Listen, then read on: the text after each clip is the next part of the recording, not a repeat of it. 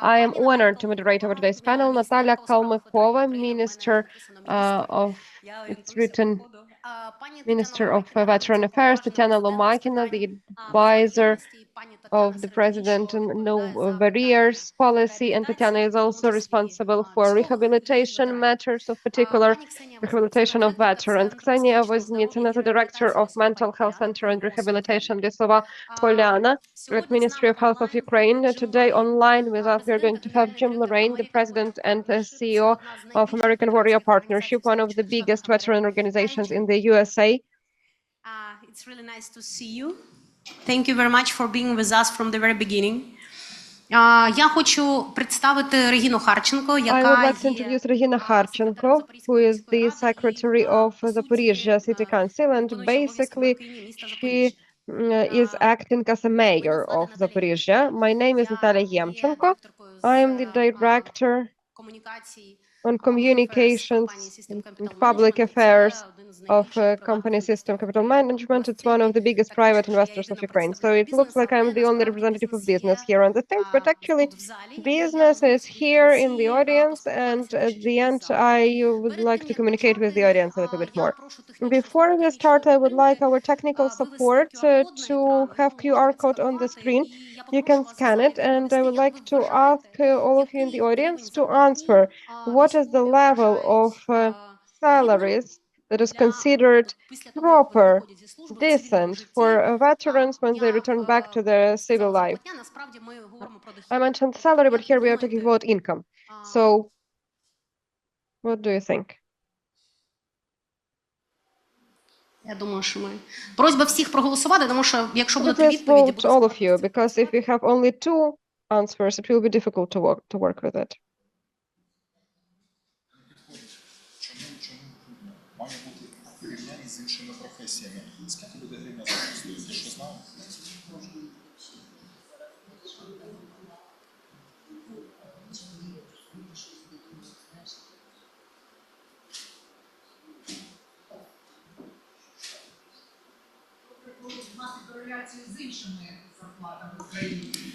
Це дуже класне питання. It's actually a really great question. I am going to refer to one of our internals. The research, of course, it is not public, unfortunately, so not will be able to show it to you, but there is a number we have consensus around. So could you please say whether everyone has already voted? Okay, everyone. So according to our research and its representative, it's not based on our employees, but Ukraine in general. The number that is called decent is around $1,000, so 40,000 hryvnias. It is that number that for active and for demobilized veterans is morally comfortable. But at the same time, they say that no, we don't need some kind of special salary. We just want to be paid as well as others, but we know that the average salary is absolutely different. And how to cover this gap? It seems to me that it's a huge philosophical, applied, and economic question. So before we get to our thoughts as business state, I would like to ask Vlad. I haven't introduced Vlad, by the way. For me, it seems like everyone knows you. I would like to introduce Vlad Zhaivoronok, a veteran from Azov, the participant of Mariupol defense, and the person who has the call sign Wikipedia. Do you still have that call sign? Yes, yes. По-перше, велике дякую за Well, все, first що and ви foremost, thanks a lot for everything that you have done, still doing, and I hope that we'll be doing for a very long time. And when we were designing this panel, we agreed first and foremost that we will ask militaries. You, first and foremost, what do you think about the integration of economic life of Ukraine after service? Not you personally, you are part of veteran movement, but generally, veterans. Before I give you the floor, I would like to have that slide done by the Veteran Foundation. The microphones. Unfortunately. Technical support, could you please have the first slide with the diagram? If it's possible, could you please put it on the screen? Veteran Fund and the Ministry of Veterans have been constantly conducting research. For me, it was actually an eye-opening because there are slides. There should be 3 slides. We need the first one, if you don't mind. You're not going to wait for it? Let's go. Or shall we wait? Shall we wait or not, dear colleagues?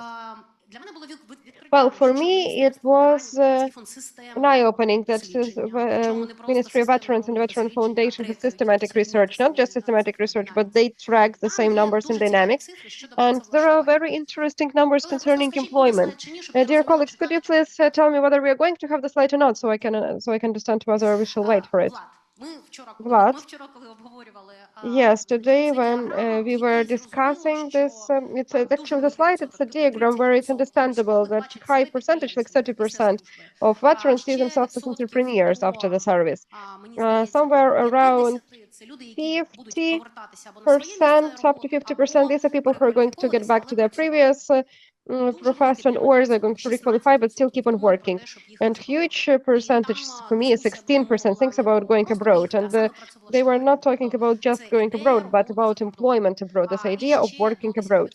And up to 10% wanted to get back or remain in the army service. It was concerning those who plan to keep on working. So what is that number about? First of all, whether we have the same understanding and what are these numbers about generally. So I will take the responsibility to speak on behalf responsible of all the veterans. Of course, we cannot mention all of them, but still, these numbers, I really love the statistics, and I am no joking. I like it. I like those diagrams. They really they really the same as the pictures in reality, but we need short explanation here. Then this is not a diagram concerning one veteran, average veteran. So these are all different people, and we have mentioned that 30% of entrepreneurs. Who are these people? These are young veterans. We have already discussed that, and I would like to explain the difference. The example of people, the example of those 14% who would like to go abroad. We have civilians that would like to go abroad, and we have veterans that would like to go abroad. And these are absolutely different people. Veterans that would like to go abroad, this is loss for the whole country, because this is loss of the most socially active part of the population, taking into account that veterans are those people who have just been in this war, and they are active, their age-wise, their attitudes. They were ready to change this country, but now they don't think that they can still change something, that they can give something to this country. I have an example. It's Alexander Skorek, Azov veteran. It is the most courageous person I have ever seen while we were fighting for Mariupol, and he's trying to change something now in the business of burying. It's actually really great that you have heard about that. Here's an example of a veteran about who we say that people will come back from war and restore order. So he's the bravest person I know, and he came back to war and he tries to restore order. He now has to deal with a mafia. Obviously, he creates obstacles for them, but many active people support him. They help him to restore order. Alexander Skorek tries to continue doing it, but I know that there are also many people who have no hopes on changing something, and they left abroad. So the veterans, some veterans have no hopes that they can give something to our country, and there are also many civilians who have no hope that their country will give something to them. So the veterans some veterans want to restore order. Some civilians do not believe the state can give them something. So there is a typical veteran behind this study who wanted to express his thoughts. There is no average veteran, but there are young veterans who want to be entrepreneurs. Why entrepreneurs? It was discussed during previous panel discussions. These are people who cannot allow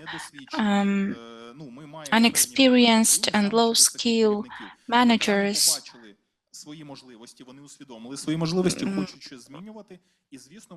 telling them what to do. So the servicemen want to become businessmen. They might become entrepreneurs in small villages. They will buy a tractor and help with land works their neighbors. But at least they won't have any senior managers. Some people want to change their profession. Young veterans are those who usually want to change the country. And older veterans, well, we all know how many older people are our servicemen. They also want to change something, but usually they do not want to change the country. They don't have forces for that. They want to change something within their family, their enterprise, etc. And that's the best diagram from what I saw. So every person who votes for something sees the situation a bit differently. I tried to give you examples of the main characters we see, but behind every response there is a story, and the chart reflects an average story, so to say. The question is to the society, the ministry, what's our vision of the future of veterans in general, and what do we expect, how will we integrate them? And that's actually the topic of the discussion, how to integrate. So the main question is, what kind of integration do we want?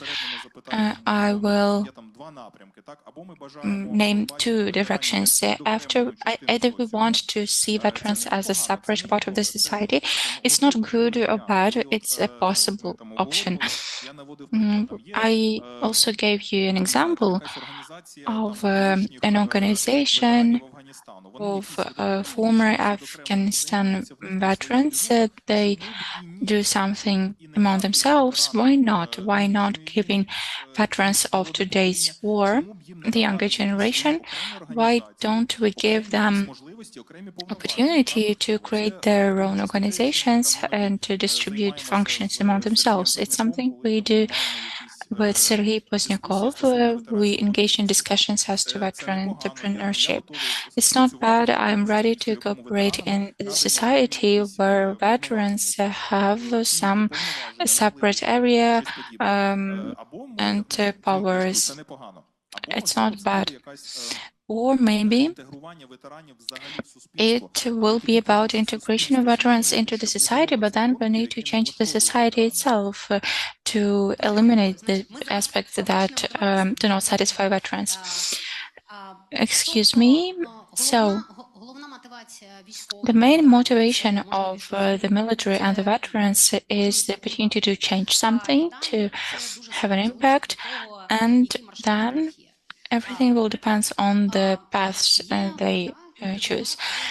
Perfect. There is the goal to integrate. We, as a big employer, think that the veterans have very important skills such as leadership, adaptability, and for us, they are people with huge economic potential, even though we are often told that we don't need to have high expectations. There is such an idea that the military will come back and restore order. Obviously, it won't happen, but the integration, whatever it will look like, has some barriers. So there is economic support servicemen require, support with housing, and medical assistance. Natalia, obviously, the range is very broad. Obviously, the state cannot be responsible for everything. What area out of these three is something the state is responsible for, and does the state have a vision, and who's responsible for the other two areas? How should we work with them? I will allow myself to say the following before I answer the question. It's good that we started with the topic of salary that veterans or future veterans think as a proper one, because servicemen are a big part of our economy. Every serviceman pays taxes, and Army is the biggest taxpayer. Everyone is officially employed there, and they receive official salaries. There are no private entrepreneurs in the Army. We have to understand that they are part of our economy, but it's not economy of manufacturing or services. So the profession with high salary is the person who is on the first line, and they receive salaries from 120 up to 200,000 hryvnias. So the statement that veterans want to have an impact is compensation and non-monetary, yes, absolutely, non-monetary stimuli. And what else would I like to say? Again, there is part of veterans who want to change something. They are active, but it's only a percentage, as in any other group. And there are also some veterans who just want to come back home and just keep living their ordinary life. We have to understand that and avoid too high expectations that everyone will come back and start restoring order. Sorry, it's our work of civil society. What does the state have to do, and what is it doing already? I know the results of these studies. We started them in 2022 in summer, and our objective was to continue the tradition of these studies. We are waiting for the results of January 2025. And we will have the results of the summer survey in November. So one of important trends is about the attitude of people to veterans and to servicemen, because when servicemen defend us, they are precious, and as soon as they become veterans, unfortunately, I think that every veteran present here could see and feel completely different attitude. Unfortunately, we as a society are not ready yet to realize that once a soldier for life, someone who defended us remains a defender forever, and we have to respect those people independently of whether they are defending us or whether we pay taxes to so that you are rewarded for that.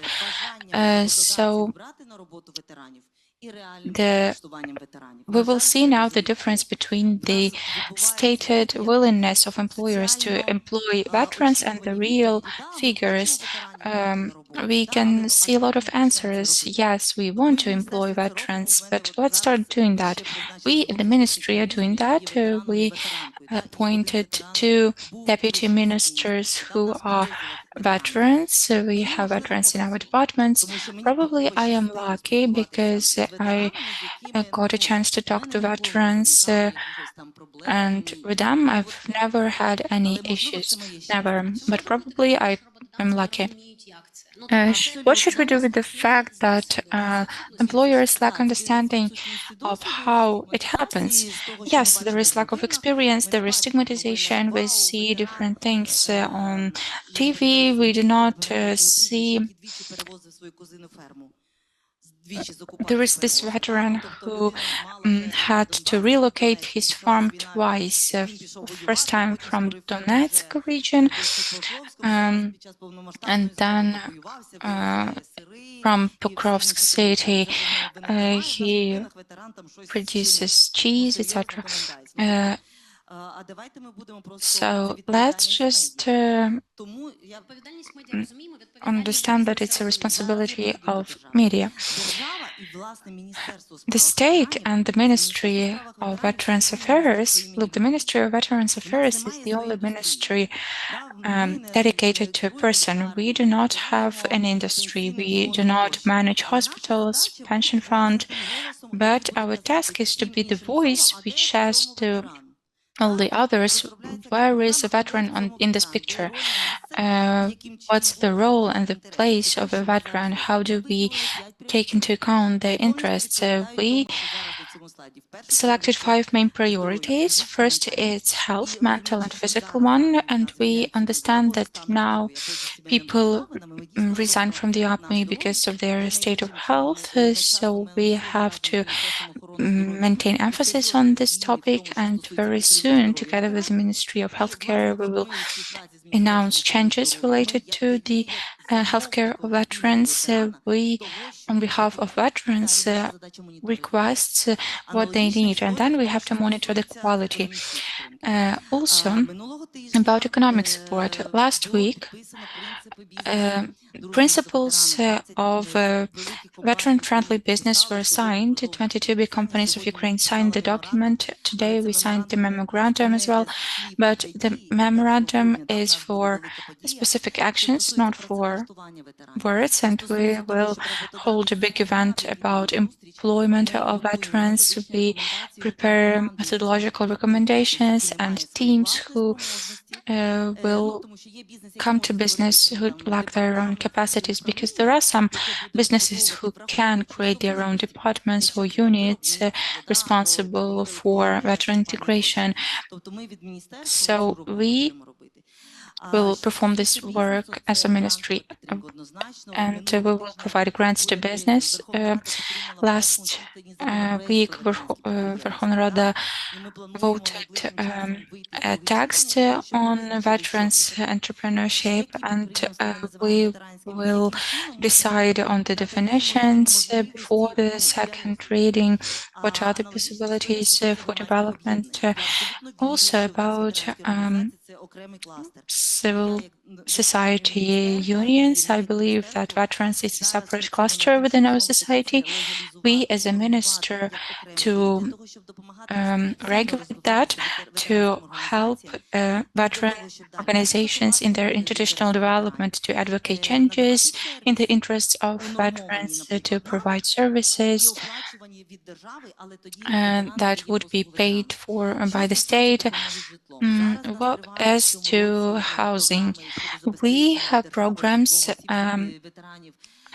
to procure veterans and in particular people with disabilities with housing. The program will go on in the next year, and we try to work on a mortgage model for participants of war. So health, economic independence, state guarantees, and housing assistance. Next, families. We believe that family is one of the important factors for veterans to remain in Ukraine. So we have to support the veterans who see their future in Ukraine, who want to get education in Ukraine. And the last point is respect and honoring those who died. These are our 5 priorities we work on. Thank you very much. Now I would like to ask Jim Lorraine to I just would like to say that speak. the head of our VA, the Minister of Veteran Affairs, said very important part of our previous conversation, that Ministry of Veterans Affairs tried to create some policies, but actually it's impossible to solve all the problems without other players, without business, without NGOs, and actually very important part of ecosystem in US is on universities, on academia. They are very, very involved. So I have two questions to you. You have like 8 minutes for that.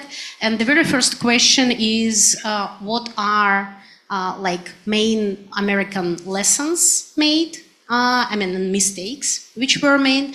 And right now, what is the main, like how ecosystem looks and works, and what is the main role of government in US in this ecosystem?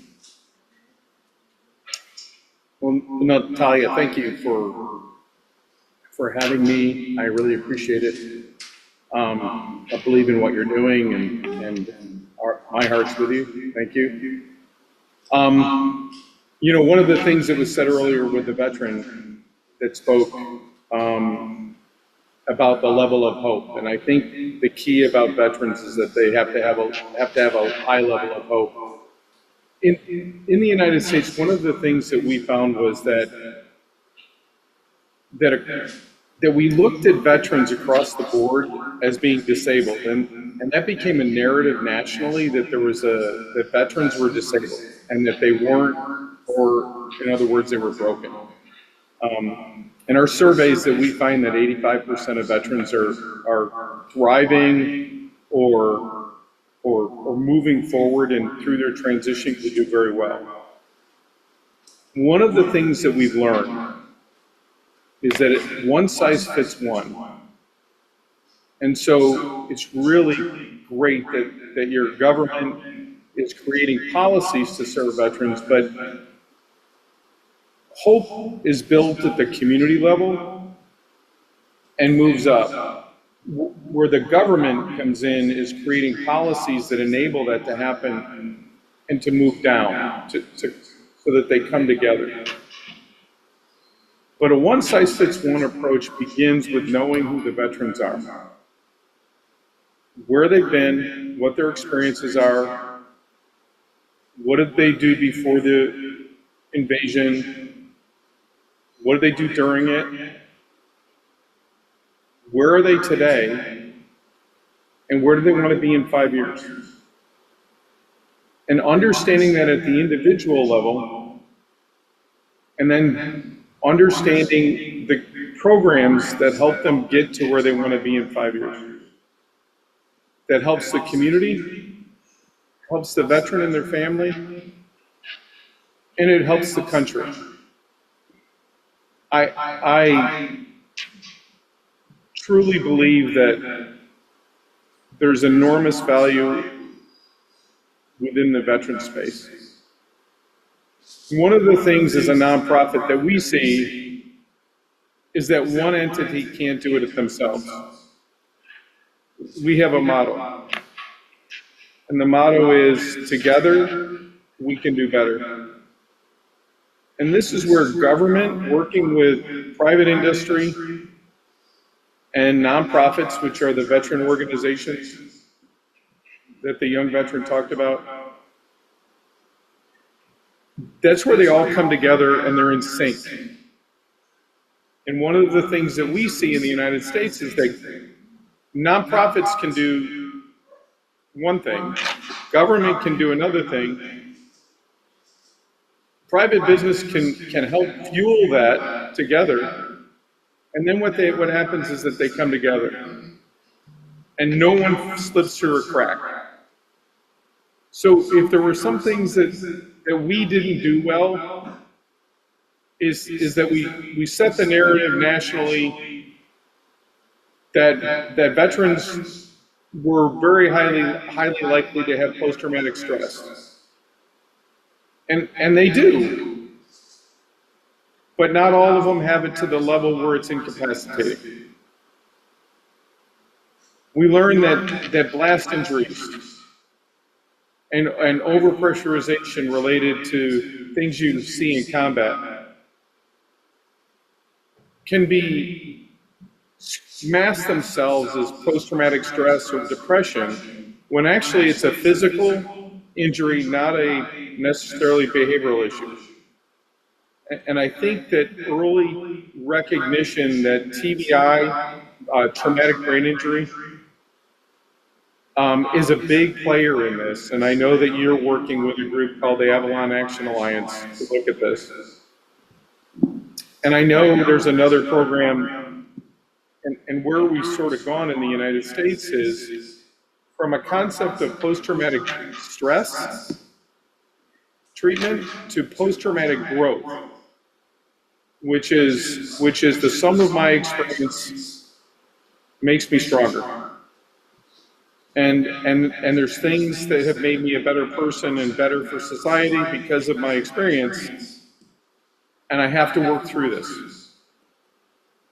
So, I think, again, to go back, number one, I think the narrative about veterans scares, in the United States, it scares a lot of employers.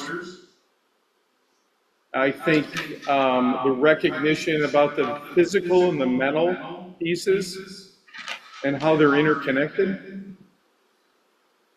I think the recognition that you can't push policy down from the top and expect people to not fall through the crack.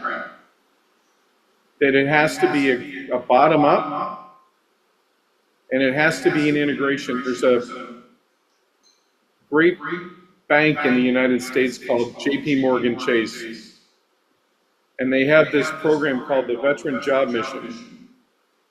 And selflessly, what they did was they organized all the largest companies in the United States to come together,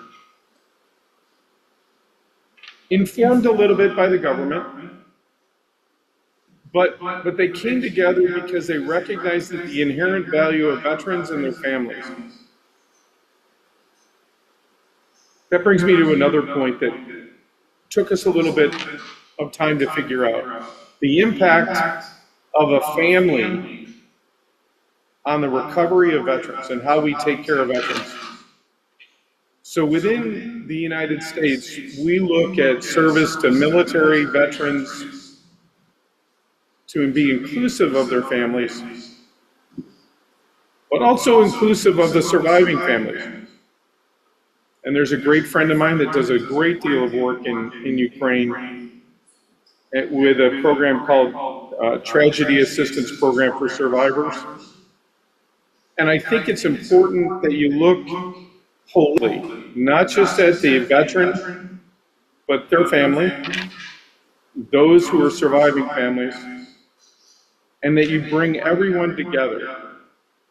The other important lesson is not to be transactional. And what I mean by that is, a veteran comes and says, I need help with, and I'm going to use the young man on the stage, I need help with my prosthetic. And you give him a better prosthetic leg. You need to look at the veteran and say, you need a new prosthetic leg. How's your housing? How's your employment? How's your education? What are you doing to improve yourself? Your life isn't your life. We need to look holistically. And in America's Warrior Partnership, we look at 8 components. Physical recreational activities, volunteerism, healthcare access, housing, employment, education, relationships, spirituality.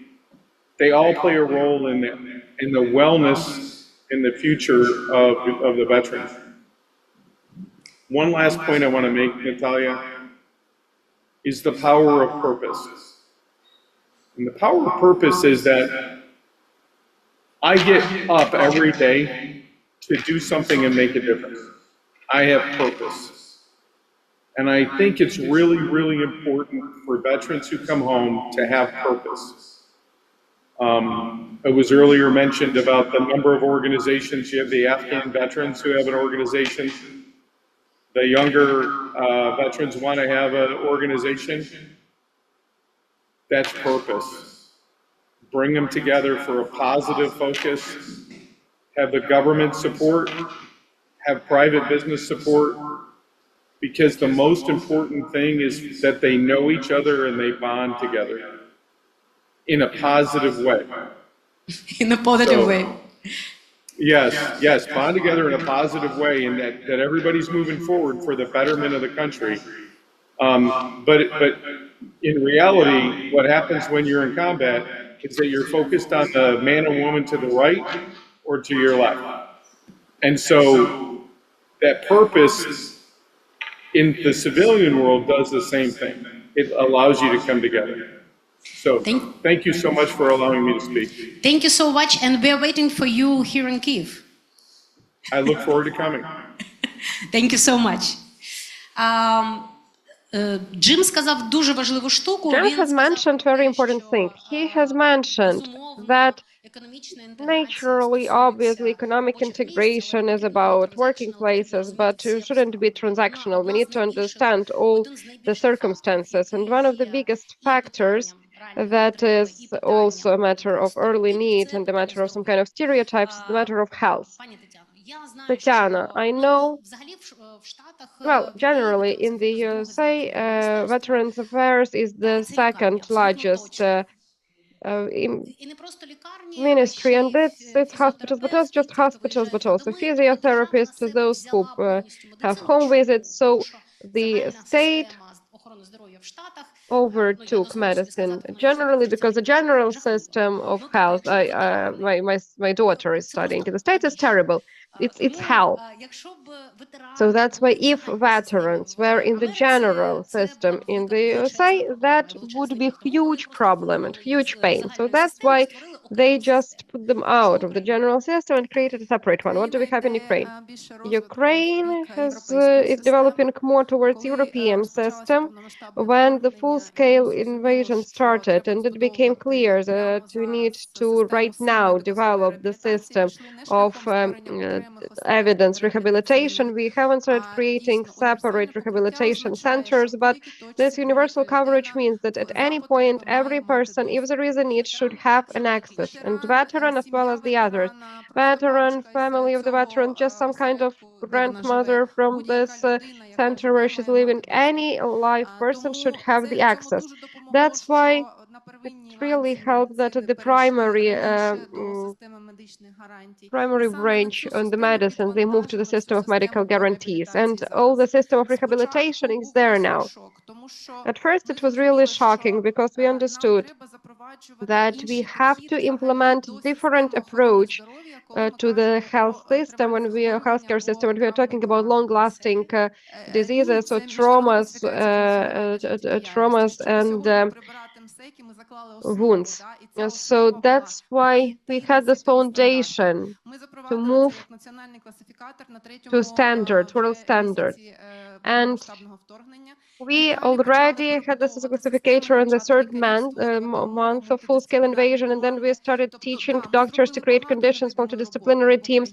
So we made lots of big work in Ukraine, but now we have more than 300 hospitals to provide such service to all the people that need it. Based on the last data on the Ministry of Health, 75% of wounded soldiers go through civilian hospitals. So we managed to open single medical space and implement the system that will work after the end of war. It will still remain, there will be strong teams, well-taught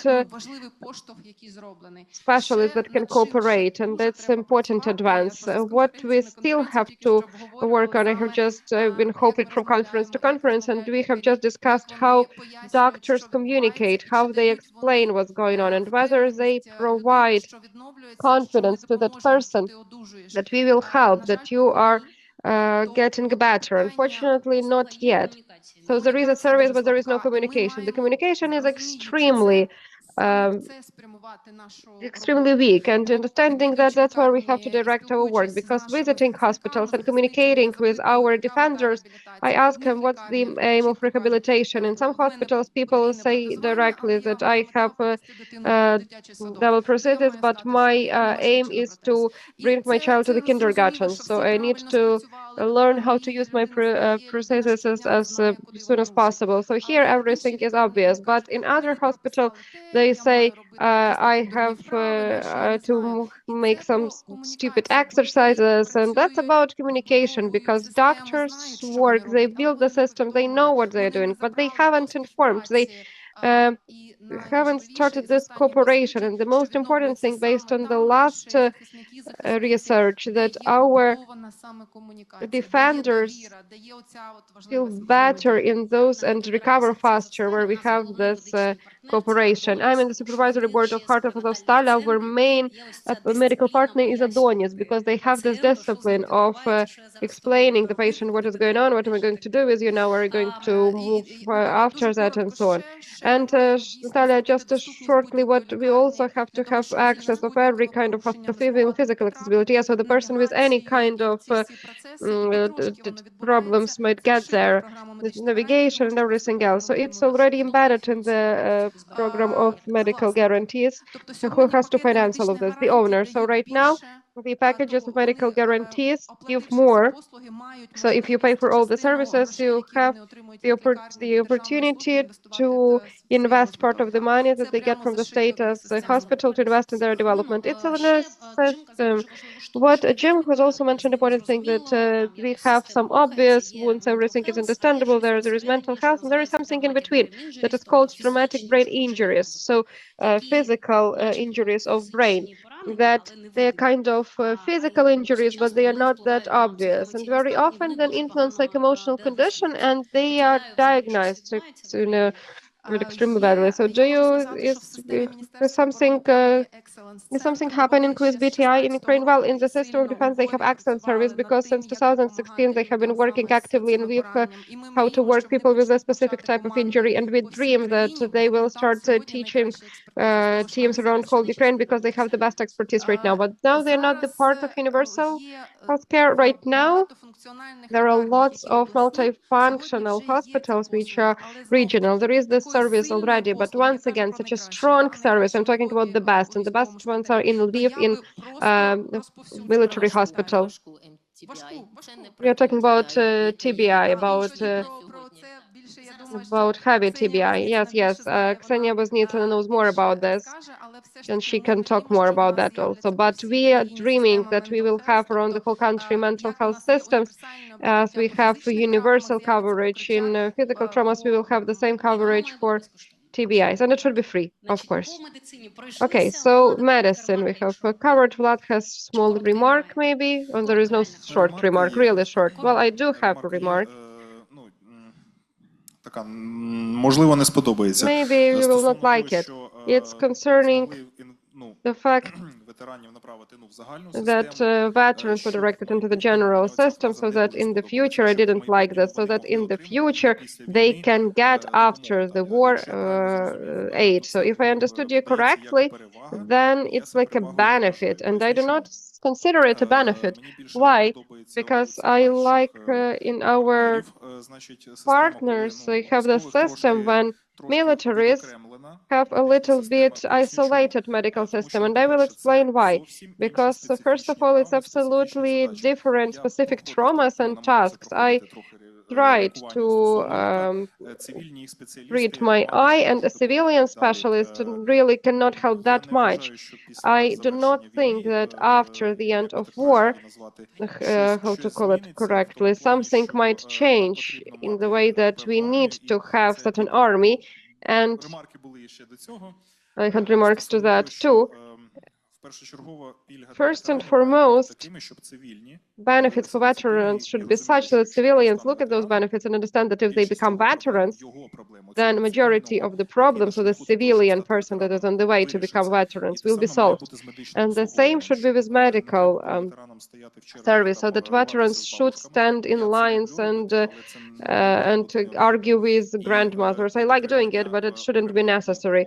And it should be isolated medical support for veterans in the future as well, it will be the benefit, because I don't think that there is the sense of making our army smaller with such a neighbor. And veterans and former veterans, it doesn't matter whether we or in the future as a factor, we have to be isolated, whatever it sounds like, elite of the country, and it should be this competitive edge to protect the country in general. So the idea is that the medicine, military medicine, should be isolated a little bit. Yes, as a former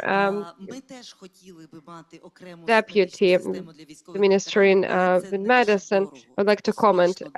We would like to have also it isolated, but it's not that it's just expensive, it's extremely expensive. We cannot afford it as a country. So let me explain you what does it mean by single medical space. It means that already now, what Tatiana has mentioned, the center of excellence. So in various places, they form specific expertise. And military hospitals, this is about this war trauma. And after the war, any kind of trauma should be there. And other expertise is another place. So that's the only place for us to balance. Army, most probably we will need to have definitely bigger than we had before the full-scale invasion. I absolutely agree that military service should grow in its status. And I really like that phrase. I will steal it from you, that this only the civilian who's only going to become a soldier who should understand that if they become soldiers, the problems will be solved. But we need to be realists, and we need to use the opportunities that we have for the best result. And right now, during the war, why functionality of the system of single medical space is so important? Because the task of military medicine is not to treat for a long time. No, it's first and foremost to cover the line, because they come from hospitals. And the second thing is to make them get back as soon as possible. So that's why the function and the role of military and civilian medicine is different. I hope that I managed to explain that. I have this feeling that this medical and communicational part, they should meet at some point, and they should turn into big awareness program. Sanya, we were talking about medicine, and really in our internal research, medicine is request number one, and psychological health, mental health is request number two, barrier number two, from the point of view of military society. I understand that mental health is a never-ending topic, but at the same time, I understand that now we are working on the practices. Some of them we are borrowing, some of them are absolute know-hows. My question is very easy. How should the system of support of mental health should work for militaries in Ukraine today and, for example, in 2 years? Thank you, Natalia. Before I'm going to tell you about what you have asked, but right now it's this helicopter view. Everything that you guys have mentioned, it's true. It's going through and through. We are mammals. We are tribe people. We are people of communities. The book of Sebastian Younger, a tribe, should be. We all should have this. It should be our table book. Now, this help to veterans. It's not about amazing rehabilitation center. It's not about business. It's not about some specific things. It's a little bit higher. It's responsibility of each citizen in the society. We should become a new tribe for them, supporting, understanding. They should feel trust to us and safe, and most often, and that is explained why they want to open their own business, but not only because there is some kind of not very wise person on top of them, but because community around them is not supporting. It is not communities, groups from 20 to 40 people manage to survive historically, and it is more or less a brigade. In their military units, they feel some that they are strong, and you feel different things in your working community. Everything is very boring there, actually. So we need to give this excitement to people who come back from the front line. They need their strengths to be acknowledged, as well as their skills and knowledge. And it's a task for every person, a driver, a coffee shop workers. Sometimes we provide services correctly, symmetrically, but yeah, it's better to communicate and it will lead to better service. Let's get back to the topic of mental health.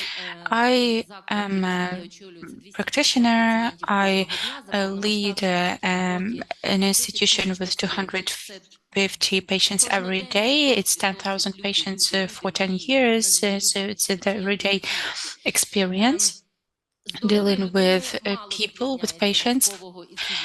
The health of a serviceman and health of a civilian are same, and there is only one distinction. Those who have mental issues after serving on the front line require a completely different approach, and they require a lot of human resources.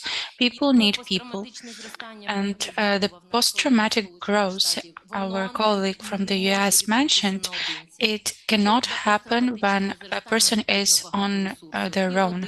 For post-traumatic growth, there has to be a lot of resource from the community, from the environment, from the neighbors, friends. Only then people will be able to feel this post-traumatic growth. And the next topic is the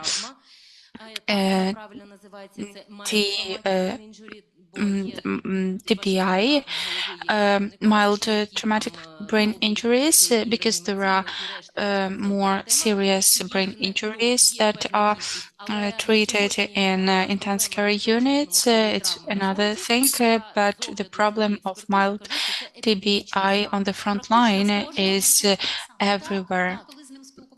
When we talked actually with representatives of the US, they said that it was a key reason for suicide.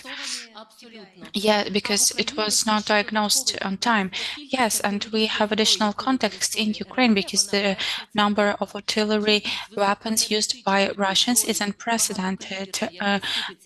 They use these weapons in huge numbers, and many soldiers have 4, 5, 6 episodes of TBI, and they lead to serious consequences. Often we think that it's just a psychological trauma, but the post-traumatic syndrome shows not only physical symptoms, but also emotional and behavioral symptoms, depression, suicidal thoughts, aggressive behavior, high sense of justice. It will be widespread.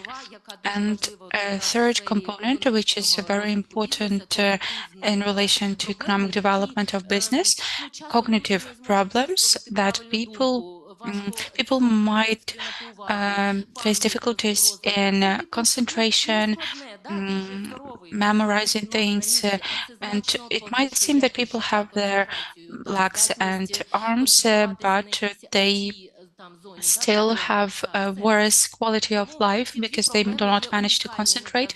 So these two problems are unique for the health of veterans, because heart attack is the same everywhere.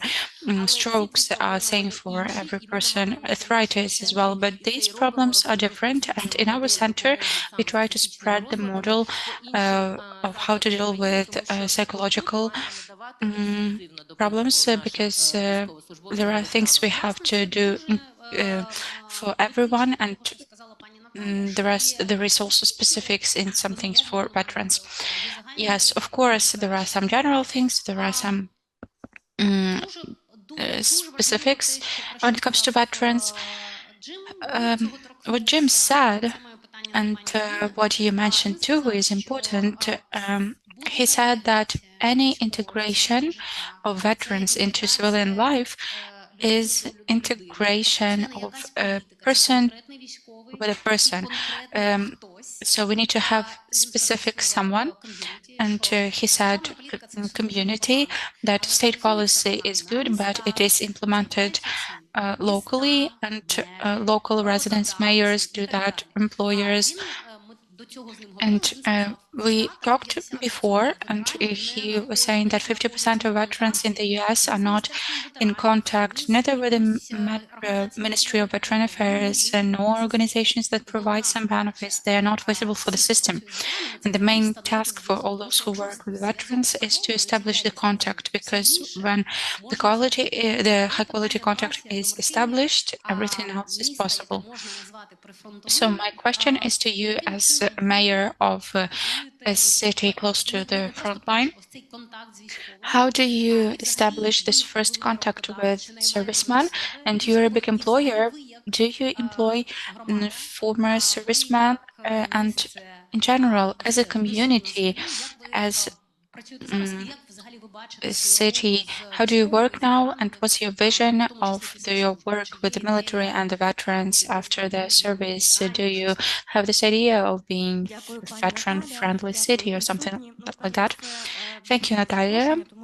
First of all, thank you for the invitation, because not so long time ago I was a listener, and now I have an opportunity to speak about incredibly important things. I just heard confirmation of my philosophy, of my thought, because Natalia clearly stated the main directions. Ksenia confirmed my big appreciation for the book of the book Tribe. And by the way, it was named top one book for the servicemen who come back and try to socialize. In Zaporizhia region, there are 58,000 of potential veterans. So their family members are in Zaporizhia Oblast, and they come back either alive or dead. It's our challenge, because our veterans policy means also taking care of family members who remain in the city, because the family members say to everyone else whether the social services are good, whether there are shelters. And again, it's a question why people want to go abroad, because there is unsatisfaction of the tribe which waits for you. If those who you fight for say that their living conditions are not okay, it's a challenge for us. We were discussing census a lot, and we have our own story of census. Our team implemented Sense Zaporizhia, and one of directions is, of course, veterans policy. We were the first one to create the department on veteran policy, and we think that local self-governance can only follow the path of participatory democracy. Before we start doing something, we have to go to the people and ask them, what do you want from us? And we started designing this program. The first thing we did was to conduct a survey among the veterans, military units, or different organizations. We wanted them to say what they need from the city council for us to filter what we have an impact on and where we don't have any influence. The survey was not so big as yours, but 75% of veterans said that they wanted to understand how the self-governance system works. They wanted to understand how decisions were taken. It's important for them. And we understand that the next electoral cycle will have veterans as stakeholders. They have a lot of experience, which is not similar to ours, and it will be used while when we face further challenges. So we keep working, we keep developing this program. We hope to allocate over 162 million hryvnias for this program for the next year, right? Yes. It's a program from 2025 to 27, actually, but we understand that there is a limited resources in Zaporizhia due to such challenges as recovery, emergency reactions, but it's also important and it's our priority. As to employment, in my young team, there are veterans. I had such a request. Mikhailo Prich is my advisor. Mikhailo is the best. Yes, he's the veteran of 2014. And when I did this proposal, he said, I will think about it and I will write you in the morning. But in 30 minutes, he wrote, I agree. Yes, I think he will be very happy. And Pavlo Nazarenko is actually our worker of architecture department and urban planning department, and he is also my advisor. Even though I said he could take any position he wanted in any department, I said it would be an honor for us to take you back in our team. He said that he has to undergo constant rehabilitation and his eyesight worsens, keeps worsening, and he said he didn't want to deal with papers, meetings, etc. I said that okay, then you will be responsible for barrier-free space. And it's so valuable for us that they want to work in our institutions, because it's one thing when it's veteran council or non-governmental organizations where people come and exchange experience. But when you start working in the system and you can see how many bureaucratic obstacles are there, and they make everything very complicated. So I'm grateful to them that they take on this difficulty of bureaucratic decisions. And for me, the main thing is to implement this philosophy of respect towards veterans. When we have meetings, and I'm told that in some hospitals there were no proper medical assistance for veterans, and I asked the director of the department whose personal responsibility is that, and they cannot answer. I'm saying you do not understand. It's personal responsibility of the head of the hospital. They have sufficient number of they have sufficient possibilities and financial packages to provide this assistance. I support everything related to human capital. The main things are health, safety, housing, and social services. Thank you very much. I have one more slide. That's our internal research, just to understand differences in perception of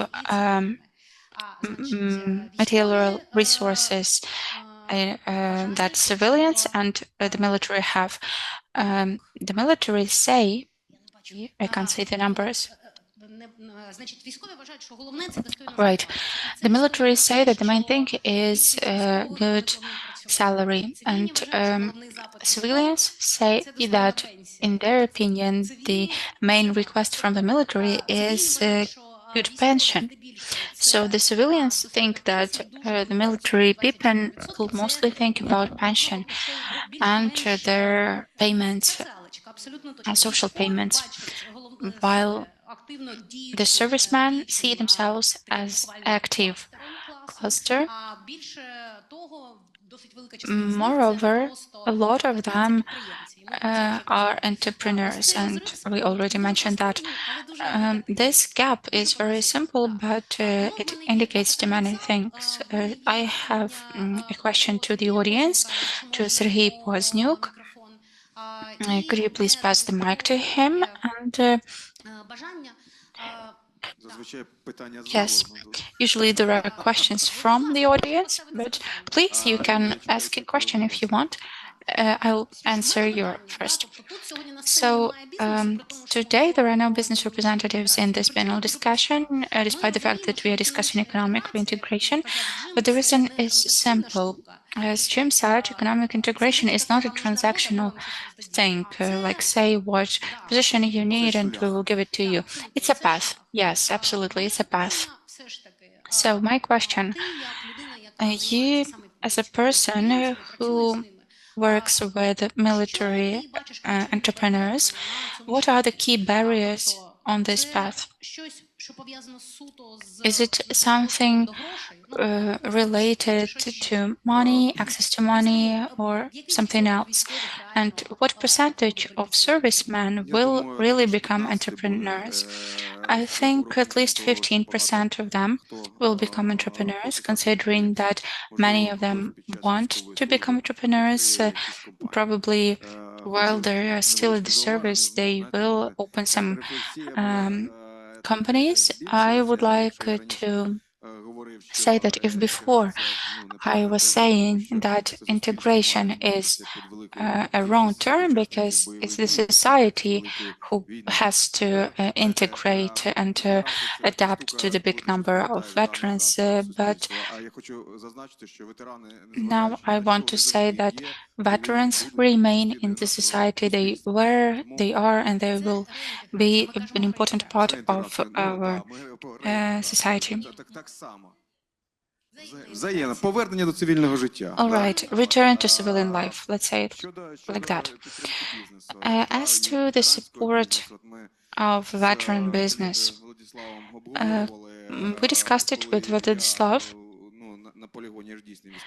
I'm actually an acting serviceman, and I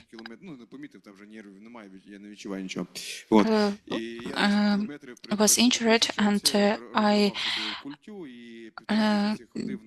damaged my knee, and for a month and a half I had to undergo rehabilitation, and I could not answer a phone call. I could not type a message while on my way somewhere, and if I see stairs, I had to show miracles of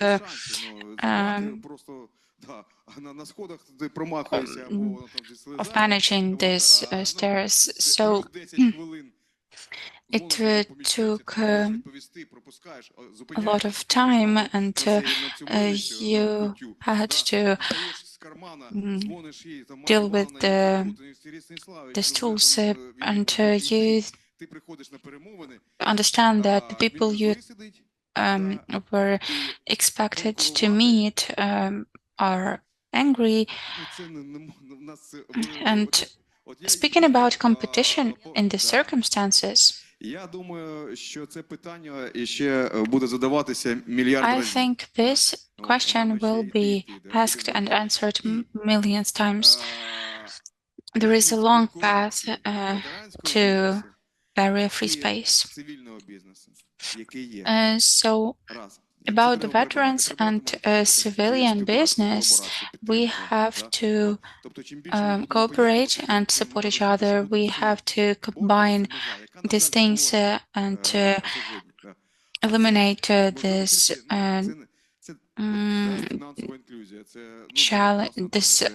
barrier between them. We need to organize inclusive spaces, but we should also ensure access to financial products, educational support to businesses. we have to organize interaction of big businesses in terms of procurement. We have a successful international experience, and private sector already knows what to do. We have priority conditions in some banks, but very few. And I think that the state has to set a vector, set a tone here, and we will follow that vector in view of the recent legislative acts that were adopted in the first reading about veterans entrepreneurship. Yes, thank you, Ms. Natalia, for that. Yes, we have been doing this together, and I have this picture, from Verkhovna Rada. But this story is still defining, and that's important because I consider it to be a foundation. We have been cooperating with our veteran colleagues. We have a nice project, veteran businesses. They are our Western partners have huge trust in our veterans business, and they say it themselves. But soon they will ask, what is veterans entrepreneurship? How does it look like in the law? And I will tell them, well, sorry, and that's what I'm saying them right now, that sorry, but we have some kind of association, we have criteria and canons in our association, we are using them, and we think that it is a veterans business. But so far they believe us because their associations are trying to solve all of this, and that's okay. That's the first thing. The second thing, stereotype. Just a second. Okay, it's such a second, Seven. I don't need the whole minute. The stereotype that veterans business is some kind of shawarma place or coffee place. That's the border, the dream, and the best husband. It's Lenya Staltsev from Veterana Pizza. But it's okay. And the stereotype has to be changed. Today we have this whole panel from top veteran companies that are really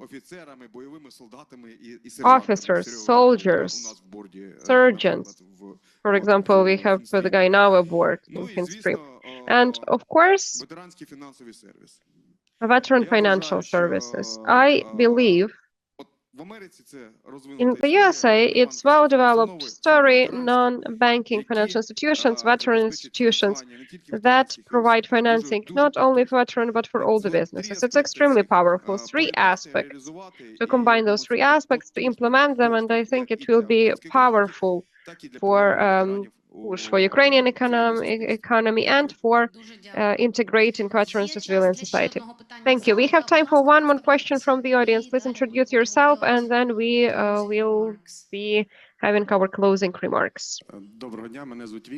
Hello, my name is Victor, Charity Foundation of Victory and Recovery. I don't have that much of a question. It's just today I witnessed one of the events. I was talking with one of the speakers, and I just would like to add to that matter that has been mentioned that I'm a business and representative of business, and this person does not have a desire to talk about certain matters because we are also working in the directions of veterans. Majority of people just psychologically do not understand this matter. First and foremost, we still need to talk with the society, with business, that this is needed. And we need to explain them why it is needed, because majority doesn't understand. They think, why do we need to have it? There is no information about the problematics of this matter. If we inform person about that, then they start having understanding. Then they respond absolutely differently, and the business responds differently to that support. So once again, we are talking about communication. Yes. Thank you. Well, it's not only about communication. Let me interrupt a little bit with my comments. There is such an interesting story that now to employ the veteran is the most beneficial person, because he's not going to be mobilized, conscripted, and we don't know how long the war going to last. And for every enterprise, company, business, we need to understand that sooner or later, only veterans, we will be able to hire only veterans to work for us. So we need to do it on time. A very practical opinion. We have to wrap up. Organizers show me that it's time already. I would like to ask all of the speakers to have 10, 20-second short closing remarks. Question is very simple. From the point of view of economic mutual integration of militaries, what is the main thing in the nearest future? What are you planning to do? Right now, we are developing new approach that will calculate. Well, right now it's called we would like to it's called performance, but we would like to call it productivity, so that with some traumas, with some illnesses, they can lose productivity, and how we can compensate this part so that the person can receive full salary and pay taxes from that full salary. Apart from what I have already mentioned, and we will still be talking a lot about that, I believe that if to choose priority for this audience we're talking about with right now, is to hire the veteran and high percentage of veterans at work, to make it fashionable, to make it prestigious. Thank you. Vlad. Just several seconds, I would like to say that in one smart movie, there was a phrase that even for the most complicated work, we need only one, but rightly selected tool.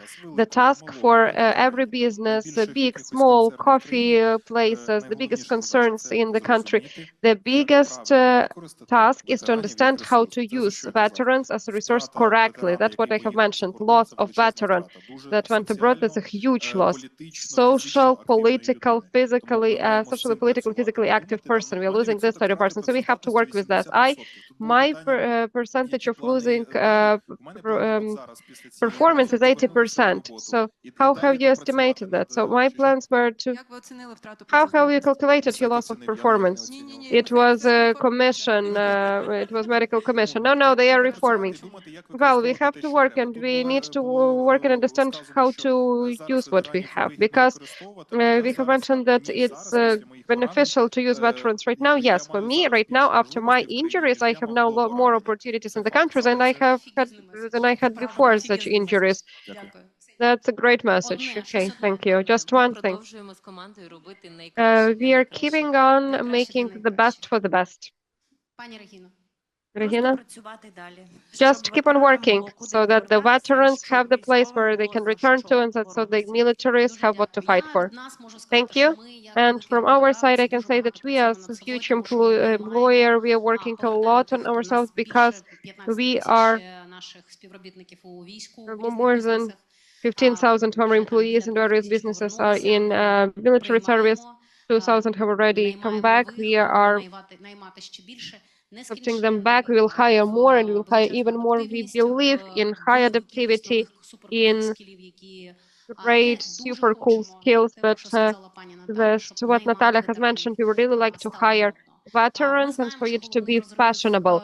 We know that the biggest gap is that veterans think civilians do not care, and civilians think that veterans are unpredictable. Yeah. And I think as a communication specialist, I think that this is a communication stigma. Jim has mentioned that they have the same in the United States, and we can work with this stigma.